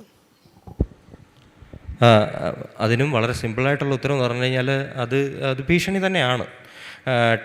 അതുകൊണ്ടാണ് ജനങ്ങൾക്ക് ഇതിനകത്തൊക്കെ എത്രത്തോളം ബോധവാന്മാരാണ് എന്നുള്ളതിന് എനിക്കും അറിയില്ല. ഇപ്പോൾ സാറ് പറഞ്ഞതുപോലെ ഒരു ഗവൺമെൻറ് തീരുമാനിക്കുകയാണ്. അപ്പോൾ ഞാൻ തൊട്ട് മുമ്പ് കഴിഞ്ഞതിൽ സംസാരിച്ച വോട്ടിംഗ് മെഷീനെ കുറിച്ചായിരുന്നു. അപ്പോൾ ശരിക്കും ഒരു ഗവൺമെൻറ് തീരുമാനിക്കുകയാണ് ഒരു കാര്യം അട്ടിമറിക്കണം എന്ന് വിചാരിക്കുകയാണെങ്കിൽ അതിനെല്ലാ സാധ്യതകളും ഉണ്ട്. ടെക്നോളജി എന്ന് പറയുന്നത് ഇന്ത്യയിലെ ടെക്നോളജി ഗവൺമെൻറ് ഫണ്ട് ചെയ്തിട്ടൂടെ നടക്കുന്ന ഒരു കാര്യമാണ്. ഗവൺമെൻറ്റിൻ്റെ R&D ഫണ്ടും അതിനുള്ള ഇതുമൊക്കെ ഇപ്പം ഗവൺമെൻറ്റിന് ഇപ്പോൾ ഇന്ത്യയിൽ ഇപ്പോൾ ലോകത്തിലെ എണ്ണം പറഞ്ഞ ടെക്നോളജി കമ്പനികളിൽ നോക്കിക്കഴിഞ്ഞാൽ അതിൽ പ്രധാന തസ്തികകളിലൊക്കെ ശരിക്കും ഇന്ത്യക്കാരാണ് സെമി കണ്ടക്ടർ ടെക്നോളജിയിലും. പക്ഷേ ഇന്ത്യക്കത് കൃത്യമായിട്ട് യൂസ് ചെയ്യാൻ പറ്റുന്നില്ല. പിന്നെ ചോദ്യത്തിൻ്റെ മറ്റൊരു വശം എന്ന് പറഞ്ഞാൽ ഇപ്പോൾ ഈ വോട്ടിംഗ് മെഷീൻ അടക്കം എല്ലാ കാര്യങ്ങളും ടെക്നോളജി ഓട്ടോമേറ്റഡ് ആയിട്ടാണ് വരുന്നത്. ഇപ്പോൾ ഉദാഹരണത്തിന് കഴിഞ്ഞ 2 ആഴ്ച മുന്നെയോ എനിക്ക് തോന്നുന്നു പത്രത്തിലൊരു വാർത്ത കണ്ടു. ഈ മൊബൈൽ നിർമ്മാതാക്കളോട് ഗവൺമെൻറ് ആവശ്യപ്പെടുകയാണ് അവരുടെ ഡിഫോൾട്ട് ആപ്പിൻ്റെ കൂട്ടത്തിൽ ഗവൺമെൻറ് പറയുന്ന ഒരു ആപ്പ് കൂടെ ഇട്ട് ജനങ്ങൾക്ക് കൊടുക്കണമെന്ന്. ഇത് കൃത്യമായിട്ടൊരു ട്രോജൻ പരിപാടിയാണ്. പിന്നെ നിങ്ങൾക്ക് വേണ്ടാന്ന് വിചാരിച്ചാൽ ഈ ആപ്പ് അൺഇൻസ്റ്റാൾ ചെയ്യാൻ പറ്റില്ല. നിങ്ങൾ എന്തൊക്കെ ചെയ്യുന്നു, എന്തൊക്കെ നിങ്ങളുടെ മൊബൈലിൽ യൂസ് ചെയ്യുന്നു എന്ന് വെച്ച് കഴിഞ്ഞാൽ ഒരു പ്രതിപക്ഷ നേതാവ് ഫോൺ വാങ്ങിച്ചാലും അതിനകത്ത് ഇത് കാണും. അപ്പം നമ്മൾ ഇസ്രായേലിൽ നിന്ന് ഇതൊന്നും വാങ്ങിക്കേണ്ട കാര്യമൊന്നുമില്ല. സാധ്യമാണോ എന്ന് ചോദിച്ചു കഴിഞ്ഞാൽ സാധ്യമാണ്, പൂർണ്ണമായിട്ടും സാധ്യമാണ്. ടെക്നോളജി ഉപയോഗിച്ച്, കാരണം അത്രയും നമ്മളിപ്പോൾ ടെക്നോളജി ഉപയോഗിക്കുന്നുണ്ട്, കയ്യിൽ കൊണ്ട് നടക്കല്ലേ. അപ്പോൾ പിന്നെ അതാരെങ്കിലും ഹാക്ക് ചെയ്യാൻ മനഃപൂർവ്വം ഉപയോഗിച്ച് കഴിഞ്ഞാൽ നമ്മളെല്ലാം പെട്ടു എന്ന് വിചാരിച്ചാൽ മതി. പക്ഷേ അതെങ്ങനെ തടയണമെന്നുള്ളതിനെ കുറിച്ച് എനിക്കും സാങ്കേതികപരമായിട്ട് ചില സജഷൻസ് പറയാൻ പറ്റുമെങ്കിലും തത്വത്തിൽ അതൊരു നടത്താൻ വലിയ പാടാണ്. എല്ലാ ജനങ്ങളുടെയും ഇത്തരത്തിലുള്ള സാങ്കേതിക കാര്യത്തിലുള്ള ഒരു അറിവും ഉണർവും അത് രാഷ്ട്രീയത്തിലോട്ട് പ്രയോഗിക്കാനുള്ളൊരു വിവേകവും കൂടെ ഉണ്ടാവേണ്ടി വരും ഇതിനൊരു പരിഹാരത്തിനും തോന്നുന്നു. കമ്പനികളോ? ശരിക്കും കമ്പനികൾക്കും ടെക്നോളജികൾക്കും വ്യക്തമായ നിയമങ്ങളുണ്ട്. ഇപ്പം നമ്മൾ എഴുതുന്ന ഓരോ കാര്യത്തിനും അതിനൊരു ഓഡിറ്റും ചില ISO international standard organisation ISO നിയമങ്ങളും ഒക്കെ ഉണ്ട്. പക്ഷേ ഇപ്പോൾ മാഡം ചോദിക്കുന്നത് ഒരു ഗവൺമെൻറ്റിന് അങ്ങനെ പ്രത്യേകിച്ച് നിയമം ഉണ്ടോ എന്ന് വെച്ചാൽ ഇല്ല. ഒരു ഗവൺമെൻറ്റാണ് അവിടുത്തെ നിയമങ്ങൾ തീരുമാനിക്കുന്നത്. ഇപ്പോൾ US ഒരു ചിപ്പ് ഉണ്ടാക്കുമ്പോൾ ആ ചിപ്പ് എങ്ങനെ ഉണ്ടാക്കണം എന്ന് ഇന്ത്യക്ക് പറയാനുള്ള അല്ല മറ്റേലും രാജ്യത്തിന് പറയാനുള്ള ശേഷിയില്ല. അപ്പോൾ അവിടുത്തെ നിയമങ്ങൾ, അതായത് പറഞ്ഞത് US ഗവൺമെൻറ്റോ ചൈന ഗവൺമെൻറ്റോ ഒക്കെ ഓൾറെഡി വിചാരിച്ചിട്ടുണ്ട് ഈ ചിപ്പിലെല്ലാം ഒരു ട്രോജൻ ഇടണമെന്ന് വെച്ചാൽ നമ്മളൊക്കെ ഓൾറെഡി അണ്ടർ സർവൈലൻസ് ആണെന്ന് വിചാരിച്ചാൽ മതി. അപ്പോൾ അങ്ങനൊരു ഇൻ്റർനാഷണൽ നിയമം ഉണ്ടെങ്കിൽ തന്നെ അത് പാലിക്കപ്പെടുമെന്നൊന്ന് ഉറപ്പിക്കാൻ നമുക്ക് കുറച്ച് ബുദ്ധിമുട്ടുണ്ട്. പക്ഷേ അത് സാധ്യമാണ്. പറയും. അല്ല ശരിയാ, ശരിക്കും അതിന് പക്ഷേ അങ്ങനെ നമ്മളത് അതെ അതെ അതെ അല്ല അത് ശരിയാണ്. നമ്മളിപ്പോൾ പറയുന്ന കൂട്ടത്തിൽ അങ്ങനെ പറയുന്നതുള്ളൂ. പക്ഷേ നമ്മളിപ്പോൾ ഒരു ചിപ്പ് ഡിസൈൻ ചെയ്ത് ഇതുപോലൊരു കമ്പനിക്ക്, തായ്വാനിലുള്ള ഒരു കമ്പനിക്കോ ഒക്കെ നമ്മൾ ടേപ്പ് ഔട്ട് ചെയ്യുക എന്ന് പറയും. അത് വലിയ സങ്കീർണമായിട്ടുള്ളൊരു പ്രോസസ്സും ഒത്തിരി ക്വാളിറ്റി ചെക്കും ഉള്ള കാര്യമാണ്. ഈ ചിപ്പ് തിരിച്ചു വന്നാലും നമ്മൾ ഇതുപോലെ തന്നെ ക്വാളിറ്റി ചെക്ക് നടത്തുന്നുണ്ട്. അതുകൊണ്ട് TSMCക്കും ഇൻ്റലിനും ഒന്നും അത്ര എളുപ്പത്തിലൊന്നും ഇതുപോലെ ഒരു ട്രോജനെയോ അല്ല ഒന്നും ഇടാൻ കഴിയില്ല. ഇപ്പോഴുള്ള ക്വാളിറ്റി ചെക്കിൽ തന്നെ അത് കണ്ടുപിടിക്കപ്പെടും. പക്ഷേ അസാധ്യമെന്ന് പറയാൻ പറ്റത്തില്ല, അസാധ്യമെന്ന് പലപ്പോഴും പറയാൻ പറ്റത്തില്ല. അപ്പോൾ ഇപ്പോൾ ചൈനയുടെ നിന്ന് നമ്മളിപ്പം ഡിസൈൻ കൊടുത്തിട്ട് ചിപ്പ് വാങ്ങിക്കുമല്ല എന്ന് വിചാരിക്കുക, ചൈനയിൽ മാത്രം ഉണ്ടാക്കുന്ന ഒരു ചിപ്പ് ഉണ്ടെന്ന് വിചാരിക്കുക. നമ്മുടെ ഒരു പ്രൊജക്റ്റിൻ്റെ അത് ആവശ്യമുണ്ട്. അപ്പോൾ അത് ഓൾറെഡി അതിനകത്ത് ഇട്ടിട്ടുണ്ടോ ഇല്ലയോ എന്ന് പിന്നീട് കണ്ടുപിടിക്കാൻ പറ്റത്തില്ല. നമ്മുടെ നിയന്ത്രണത്തിനുള്ള കാര്യങ്ങൾ കണ്ടുപിടിക്കാം എന്നുള്ളത് മാത്രമേ ഉള്ളൂ. എൻ്റെ സംശയം എന്താ വെച്ചാൽ നമ്മൾ AI ഇപ്പോൾ അടുത്ത ലോകം AIയുടെയാണ്. അതിൽ India, if I M wrong you can correct it, India ഒരു 4th പ്ലേസിലാണ് നിൽക്കുന്നത്.